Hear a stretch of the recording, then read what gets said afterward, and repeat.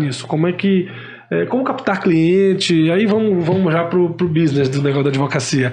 Como é que você acha que são boas estratégias de captação de cliente, de posicionamento de mercado, de estratégias de carreira para desenvolver? A gente estava falando aqui antes, em off, a gente estava falando sobre carreira, né?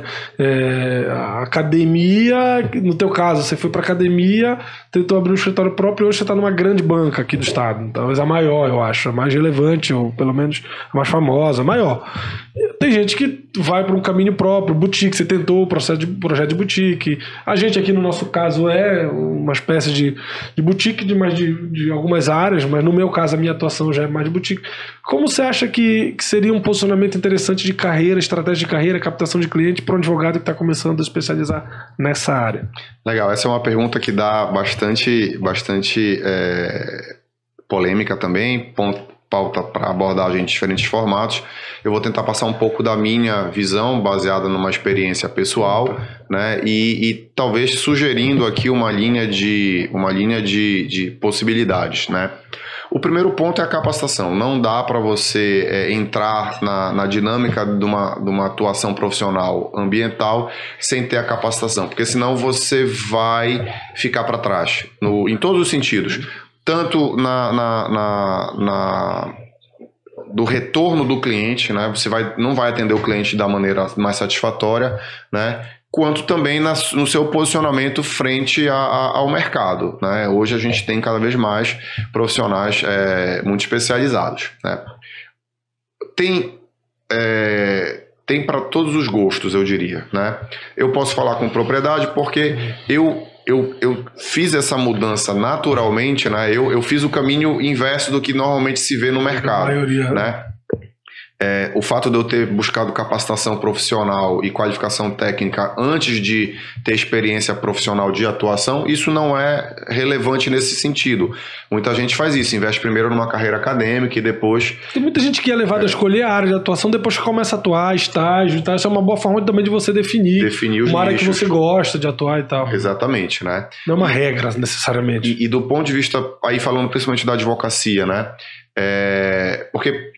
Vou dar um passo atrás, né? Você termina o seu curso de graduação, você tem um estágio obrigatório, muitos de nós fazemos estágio, né, em órgãos públicos, em escritórios de advocacia, e aí você tem que tomar uma decisão quando você termina a sua graduação. Buscar uma nova capacitação, talvez um curso de mestrado, uma especialização, eventualmente conciliando isso já com uma atuação profissional, né? O caminho natural é você ir para a advocacia, né, que é o livre mercado, digamos assim. E é difícil, a gente tem até na universidade uma discussão importantíssima, né, do âmbito teórico mesmo, na discussão sobre teoria do direito até em função do sistema econômico que a gente vive, essa transição do liberalismo para o neoliberalismo, e eu tenho uma visão crítica sobre isso, inclusive, no sentido de que cada vez mais as relações, e aí aqui eu estou arriscando polêmica de novo, viu, pessoal? Cada vez mais as relações sociais elas estão evoluindo num formato em que o sujeito ele fica desprotegido. Tá? Não tô defendendo aqui uma intervenção maior do Estado nesse sentido, o Estado protetor, mas o fenômeno inverso ele é muito mais agressivo, né? Eu estou falando aqui de direitos trabalhistas que cada vez menos são garantidos e isso às vezes faz muita diferença. Então, qual é a mensagem que eu quero dar aqui? Existe uma crítica teórica sobre essa questão do livre mercado, em certa medida. Por quê? Porque você meio que está sendo atirado aos leões. Como assim? Como assim, João? Como assim, professor? É porque eu, advogado recém-formado, não tenho a mínima condição de competir no mercado. Isso é a ilusão que se vende, né? É como eu penso, posso estar errado. Você não tem condições de competir no mercado, né, por mais que as portas estejam abertas, porque você não tem ainda a capacitação necessária, você não tem a experiência necessária. Então, eu considero isso um problema, né? Você está se formando e estamos nos formando e vamos arriscar aqui um escritório de advocacia, 3 amigos. Cara, isso é muito complicado. E o mercado dá a resposta. Qual é a chance de êxito de uma empreitada dessas? Tô dizendo para não tentar? Não, às vezes estatística, você... né? Às vezes você tem a condição de conseguir, né? Então, eu tive a felicidade de passar pelo processo no sentido inverso. Eu tô nessa galera. Lógico, primeiro eu me capacitei e depois eu atuei até em escritório maior em algum momento, mas quando eu decidi que eu ia realmente seguir na advocacia, eu montei o meu negócio. E assim eu fiquei por um bom tempo, né? E essa minha crítica sobre essa questão do sistema me levou a uma reflexão do por que a gente faz esse caminho? E será que o outro caminho ele não é possível? Então na direção contrária da maré, eu fiz o inverso. O que eu fiz? Hoje, eu mudei a dinâmica da minha atividade e eu me associei, né, a um grande escritório com todo o prestígio que o escritório tem, né, com os profissionais que são da mais alta capacitação, e isso para mim só demonstra que se eu estou sendo aceito nesse time é porque eu tenho algum valor. Então, ao invés de ser uma visão inversa no sentido de, poxa, o João então não tem o perfil para ter o negócio próprio. Não, é o inverso. Eu tô seguindo um atalho aqui. Eu tô buscando chegar lá no topo da montanha pegando uma carona. Porque assim, de certa forma. Esse mercado neoliberal, liberal, ele acaba formando, vamos empreender. E aí isso leva a um raciocínio que é um raciocínio sem uma visão longa de que para eu empreender eu preciso montar o meu negócio. As pessoas às vezes não conseguem enxergar que é possível empreender dentro de uma grande corporação, que é esse movimento que tu fizeste. Tu tens uma puta capacitação técnica e que, aliado a um macrosistema que já existe dentro do escritório, tu vai criar o teu microsistema e empreender lá dentro, e trabalhar, e fazer conexões, e se inserir dentro de um mercado. E isso não significa que tu não estás empreendendo. Pelo contrário, a partir do momento que tu tomaste uma decisão de eu vou sair daqui de uma coisa que é minha e vou entrar outra, aquilo que tu estava dando exemplo em off aqui pra gente, que eu acho que é um exemplo claro que fecha esse raciocínio. Tu preferes ter um cliente que te dá 100 mil só para ti, ou tu prefere ter um grande cliente que vai te dar 1 milhão para tu ficar com metade disso? As duas premissas são válidas, mas é uma questão de opção de vida. Sim. E sempre tu estás empreendendo dentro do mercado, desse mercado. Eu tenho uma assim, complementando, não é uma opinião diferente, mas eu acho que muitas vezes assim, o advogado ele sai da faculdade sem saber advogar. Então, assim, essa é uma realidade. Fato. Então, assim, muitas vezes o caminho natural ele se dá por uma necessidade de aprendizado daquilo que é prático.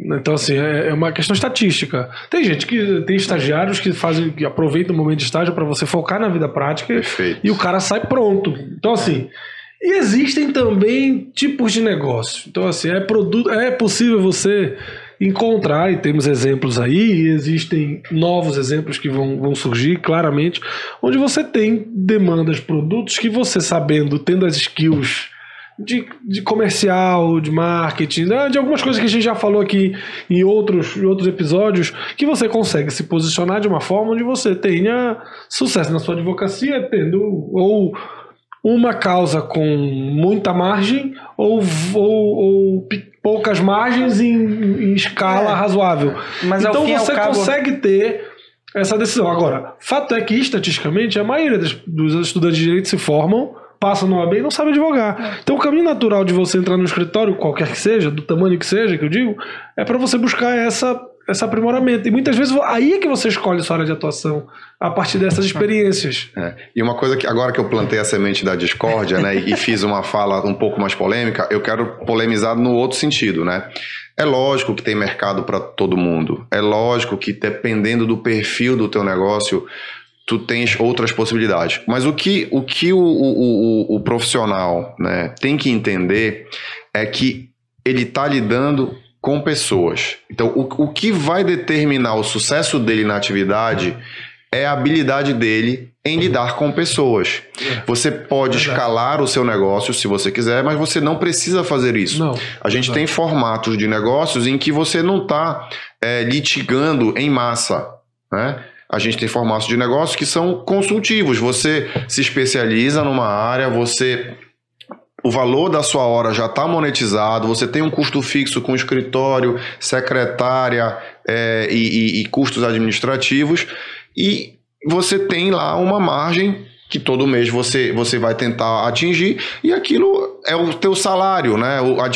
A grande dificuldade para o profissional liberal é essa variação da rentabilidade. Então isso no início pesa muito. Então se você não tiver condição, seja familiar, seja por outro motivo, de manter o seu negócio por este tempo de maturação, aí você tem um problema sério. Exato. Que você está fadado ao insucesso, porque você precisa... Estatisticamente, né? A maioria dos negócios... Esse é o ponto, né? 5 anos é o prazo máximo que a pessoa consegue, vamos dizer assim, se ela não tiver sucesso, né? Média. De qualquer empresa, isso não se... a advocacia não exclui disso. Eu não conseguiria dizer para vocês que existe uma fórmula do sucesso. Cada um tem um caminho, né? O que eu posso dizer é que eu vivi as duas experiências, teria continuado na primeira experiência, isso é perfeitamente factível, mas eu avaliei que para o meu perfil, para a minha condição, para a minha situação, essa mudança ela era do gato. E é uma oportunidade que apareceu para ti também, né? E aí tu vai fazer aquela análise de, não, eu vou continuar aqui, o grande dilema grande dilema não, mas é o que a gente enxerga em muitos advogados, é a tal da vaidade. Eu vou ter ali, continuar com o meu nome na placa, ou eu posso ser grande também e não necessariamente ter o meu nome, mas eu vou estar contribuindo. A pergunta inicial, assim, muitas vezes o nível de complexidade das causas que você quer atuar exige você estar num time que você está hoje, pô. Então, assim, é uma questão do desafio que você quer, e acho que tem caminhos para o sucesso em todas elas. Mas vai depender de uma série de fatores, de você estar no lugar certo. Fato é, você tem que estar preparado.